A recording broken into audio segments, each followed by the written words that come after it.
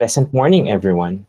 I'm Zoila Reyes. I'm going to report the first part of Chapter 10, which is about e-commerce.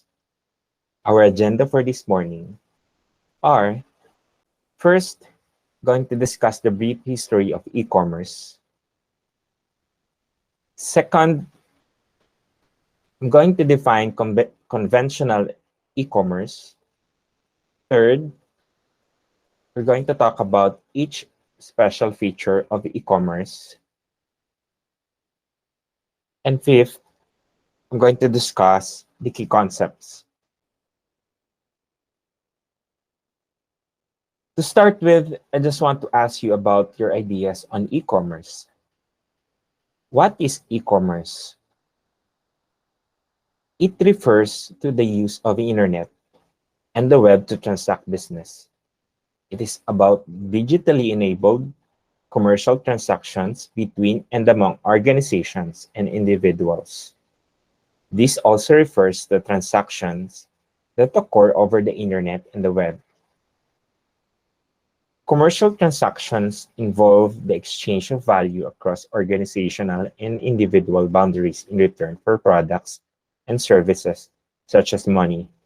E-commerce began in 1995 when one of the first internet portals, Netscape.com, accepted the first ads from major corporations and popularized the idea that the web could be used as new medium for advertising and sales.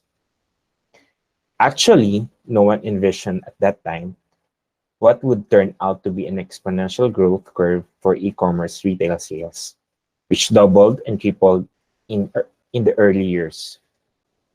It continually grew at double-digit rates until the recession of 2008-2009, when growth slowed down and revenues flattened. Actually, it was not that really bad, considering that the traditional retail sales were shrinking by 5% annually. Since then, offline retail sales have increased only a few percentage points a year, whereas online e-commerce has been successful. The rapid growth in e-commerce in the early years created market bubble in e-commerce stocks. Like all bubbles, the dot-com bubble burst in March 2001. When we say burst, it exploded. A large number of e-commerce companies failed during this process. Yet for the others, such as Amazon, eBay, and Google, the results have been more positive. Soaring revenues, fine-tuned business models that produce profits and rising stock prices. By 2006, e-commerce revenues returned to solid growth and have continued to be the fastest growing form of retail trade in the United States, Europe, and Asia. Let's talk about conversational commerce.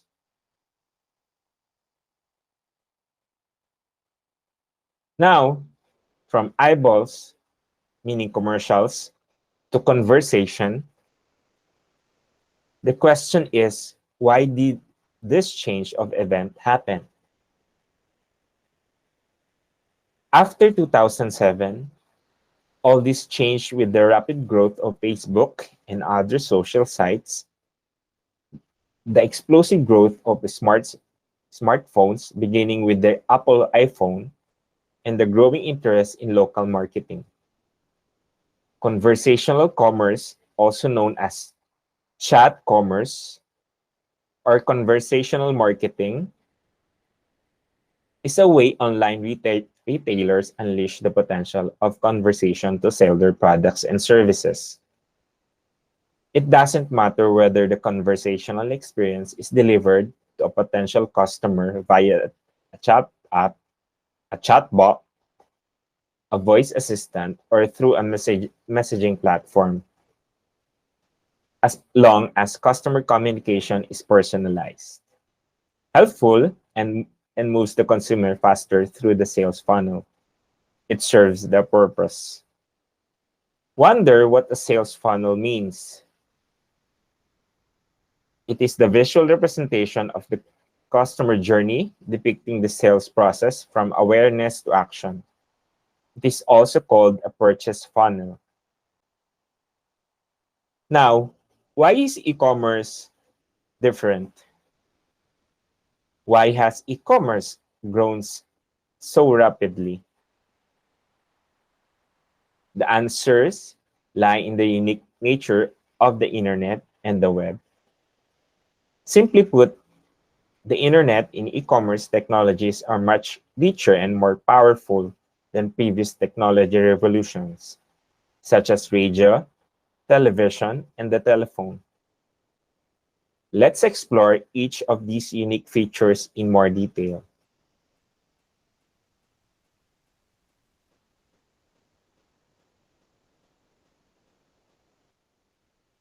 Ubiquity.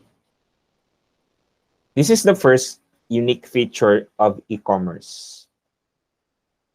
In traditional commerce, a marketplace is a physical place, such as a retail store that you visit to transact business.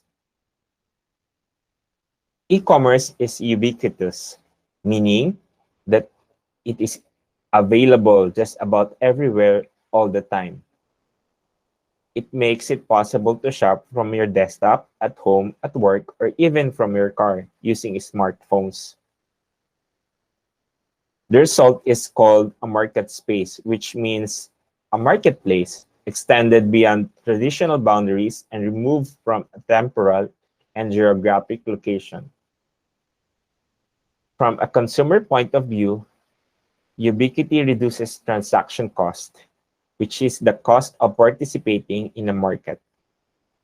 To transact business, it is no longer necessary for you to spend time or money traveling to a market, and much less mental effort is required to make a purchase.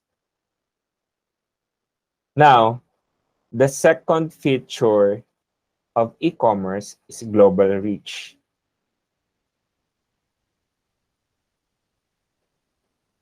E-commerce technology permits commercial transactions to cross cultural and national boundaries far more conveniently and cost effectively than is true in traditional commerce. As a result, the potential market size for e-commerce merchants is roughly equal to the size of the world's online population. In contrast, more traditional commerce is local or regional. It involves local merchants or national merchants with local outlets. Television, radio stations, and newspaper, for instance, are primarily local and regional institutions with limited but powerful national networks that can attract a national audience but not easily cross national boundaries to a global audience. Thirdly, universal standards. One unusual feature of e-commerce technologies is that the technical standards of the internet, and therefore the technical standards for conducting e-commerce, are universal standards. All nations around the world share them, and they enable any computer to link with any other computer, regardless of the technology platform each is using. In contrast, most traditional commerce technologies differ from one nation to the next. For instance, television and radio standards differ around the world, as does cellular telephone technology. The universal technical standards of the internet and e-commerce greatly lower market entry costs. The cost merchants must pay simply to bring their goods to market. At the same time, for consumers, universal standards reduce search costs, the effort required to find suitable products. Fourth unique feature of e-commerce is richness. Information richness refers to the complexity and content of a message. Traditional markets, national sales force, and small retail stores have great richness. They can provide personal face-to-face service using aural, which means sense of hearing, and visual cues when making a sale. The richness of traditional markets makes them powerful selling or commercial environments. Prior to the development of the web, there was a trade-off between richness and reach. The larger the audience reach, the lesser reach the message. You can't deny the fact that it is easy to sell when you have a close distance with your target leads. The web makes it possible to deliver rich messages with text, audio, and video simultaneously to large numbers of people. Another one is interactivity.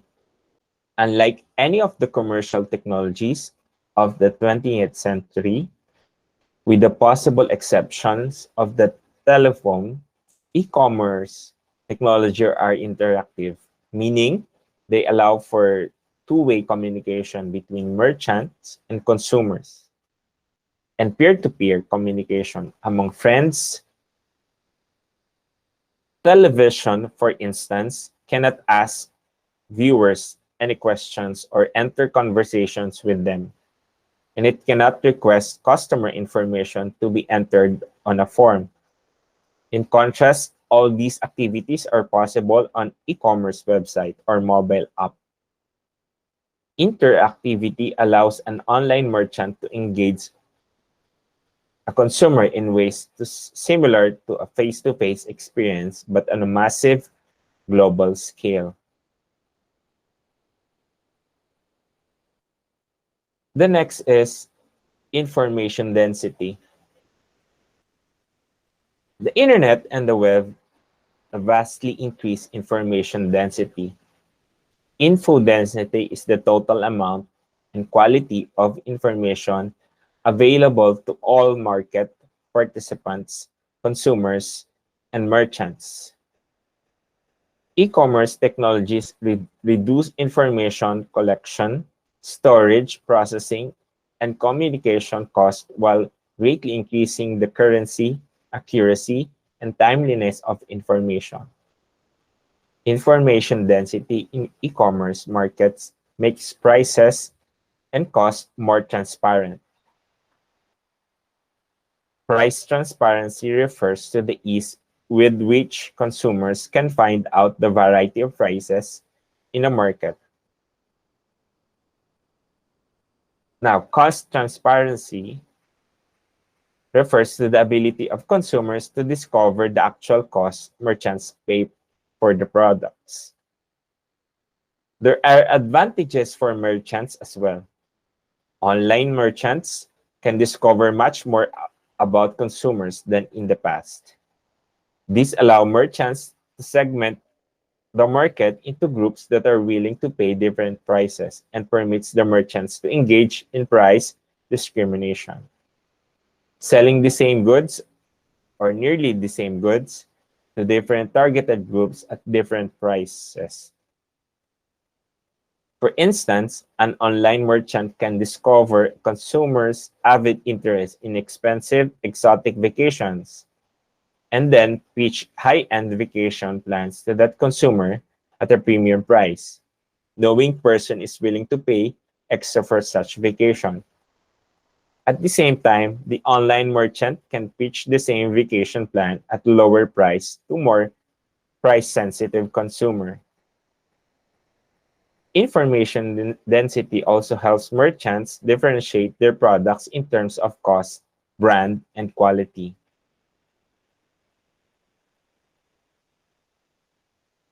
Last but not the least, personalization or customization. E-commerce technologies permit personalization. Merchants, which means a person or company involved in wholesale trade, can target their marketing messages to specific individuals by adjusting the message to a person's clickstream behavior. Now, what is clickstream behavior? When we say clickstream, It is a set of clicks performed by a user. The clickstream behavior is basically a map of users' interactions with a particular website, or I think it's history in a computer. Now, when we adjust the message to a person, clickstream behavior, name, interest, and past purchases, then that's why when you get back to your computer, your newsfeed will be the same as your clickstream behavior. The technology also permits customization, changing the delivered product or service based on a user's preference or prior behavior. Given the interactive nature of e-commerce technology, much information about the consumer can be gathered in the marketplace at the moment of purchase. With the increased information density, a great deal of information about the consumer's past purchases and behavior can be stored and used by online merchants.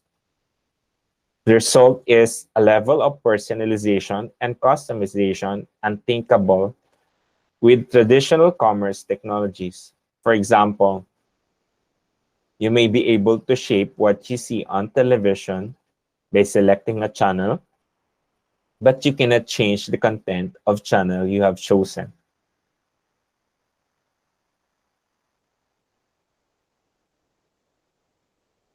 Now, let's talk about key concepts in e-commerce, digital markets, and digital goods in a global marketplace.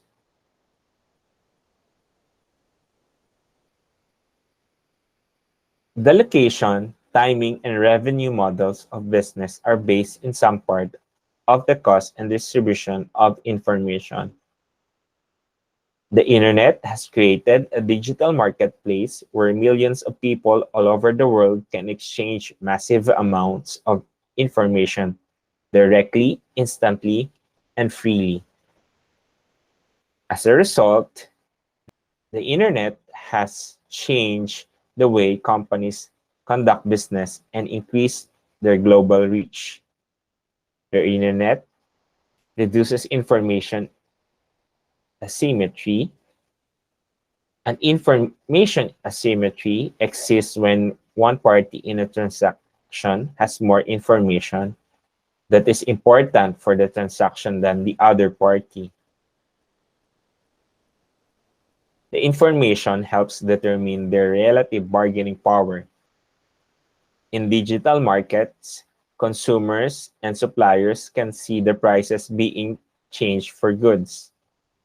And in that sense, digital markets are said to be more transparent than traditional markets. For example, before automobile retailing sites appeared on the web, there was significant information asymmetry between auto dealers and customers. Only the auto dealers knew the manufacturer's prices, and it was difficult for consumers to shop around for the best price. Auto dealers' profit margins depended on this asymmetry of information. The internet has also helped business seeking to purchase from other business reduce information asymmetries and locate better prices and terms. Digital markets are very flexible and efficient because they operate with reduced search and transaction cost, lower menu cost, which means merchants' cost of changing prices, great greater price discrimination, and the ability to change prices dynamically based on market conditions. In dynamic pricing, the price of a product varies depending on the demand characteristics of the customer or the supply situation of the seller. For instance, online retailers from Amazon to Walmart change prices on many products based on the time of day, demand for the product, and users' prior visits to their sites.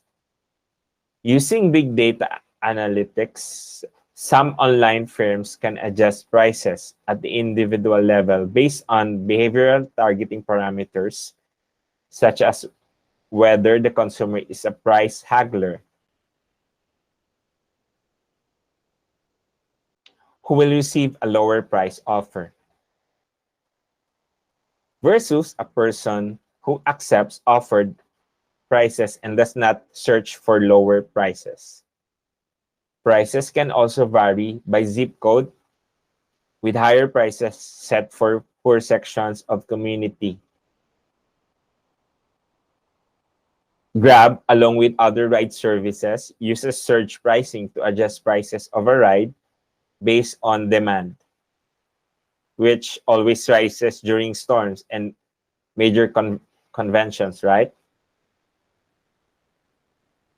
These new digital markets can either reduce or increase switching cost depending on the nature of the product or services being sold, and they might cause some extra delay in gratification due to shipping times. Unlike a physical market, immediately consume a product such as clothing purchased over the web. Although immediate consumption is possible with digital music downloads and other digital products. Digital markets provide many opportunities to sell directly to the consumer by passing intermediaries such as distributors or retail outlets. Eliminating intermediaries in the distribution channel can significantly lower purchase transaction costs. To pay for all the steps in traditional distribution channel, a product may have to be priced as high as 135% of its original cost to manufacture. By selling directly to consumers or reducing the number of intermediaries, companies can raise profits while charging lower prices. The removal of organizations or business process layers responsible for intermediary steps in a value chain is called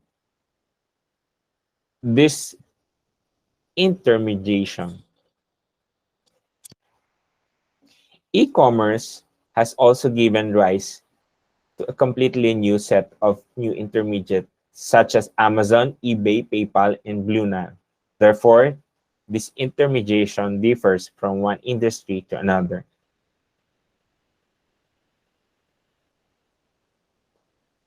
Now, the internet digital marketplace has greatly expanded sales of digital goods. Goods that can be delivered over a digital network, music tracks, video, Hollywood movies, software, newspaper, magazines, and books can all be expressed, stored, delivered, and sold as purely digital products. For the most part, digital goods are intellectual property, which is defined as works of the mind. Intellectual property is protected from misappropriation by copyright, patent, trademark, and trade secret laws. By the way, intellectual property means it's any intellectual creation such as literary works, artistic works, inventions, designs, symbols, names, images, computer codes, etc. Today, all these products are delivered as digital streams or downloads, while their physical counterparts decline in sales. In general, for digital goods, the marginal cost of producing another unit is about zero. It costs nothing to make a copy of a music file. However, the cost of producing the original first unit is relatively high. In fact, it is nearly the total cost of the product because there are few other costs of inventory distribution. Cost of delivery over the internet are very low. Marketing costs often remain the same. And distribution cost of delivery over the internet are very low. Marketing costs often remain the same and pricing can be highly variable. On the internet, the merchant can change prices as often as desired because of low menu cost. The impact of the internet on the market for these kinds of digital goods is nothing short of revolutionary, and we see the results around us every day.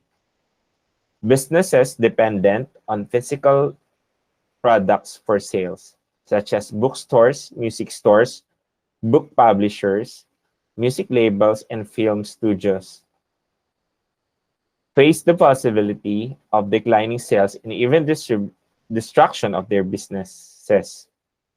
Newspapers and magazines subscriptions to hard copies are declining, while online leadership and subscriptions are expanding. I hope you learned something with my report. I think that's the end of the report. Thank you so much. Here are the references that I used. Thank you for listening.